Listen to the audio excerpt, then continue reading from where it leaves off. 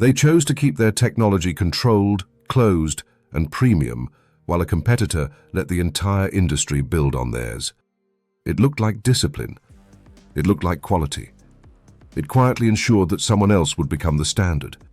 Right now, somewhere in the world, a board of directors is approving a decision that looks perfectly rational.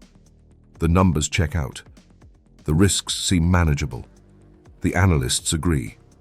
10 years later, that decision is cited as the moment everything began to unravel. This is the autopsy of one of those decisions. In the mid-1970s, home video did not exist as a mass market. Sony changed that with Betamax, a cassette-based system that allowed people to record television and watch it on demand. The technology was elegant. The picture quality was strong. The engineering was precise. It was, by most technical measures, the better product. But it was also tightly controlled. Sony treated Betamax as a proprietary system. Licensing was limited. Manufacturing was centralized. The goal was to protect quality, protect margins, and maintain control over how the technology entered the market. Around the same time, JVC introduced VHS. The technology was not superior. The tapes were larger. The image quality was slightly worse. But the strategy was fundamentally different. JVC opened it up. They licensed VHS aggressively to other manufacturers. They allowed competitors to produce machines. They encouraged rapid adoption instead of controlled rollout. The format spread quickly, not because it was better, but because it was everywhere.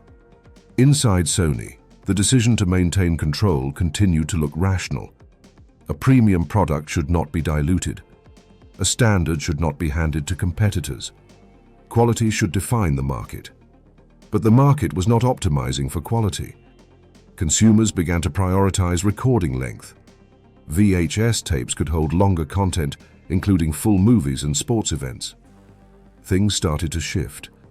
Rental stores, which were becoming the distribution layer for home entertainment, preferred a format that could serve more use cases. Manufacturers preferred a format they could produce without restriction. Adoption began to compound. More VHS players meant more VHS tapes. More tapes meant more content. More content meant more demand for VHS players. The system reinforced itself, independent of technical superiority. Momentum increased. Betamax remained better. It just stopped mattering. Sony eventually expanded licensing, but by that point the network effect had already taken hold. Retail shelves were dominated by VHS. Rental stores standardized on VHS. Studios released primarily in VHS. The format had become infrastructure. The decision to protect the system had prevented it from becoming the system. By the late 1980s, Betamax had effectively lost the format war. Sony, the company that introduced home video, had been displaced by a standard it initially dismissed as inferior. The failure was not technological. It was strategic. They lost because every rational step they took made reversal impossible. A controlled ecosystem cannot outscale an open one when the value of the system depends on participation. What company today is making the exact same mistake, clinging to the past while a competitor builds the future?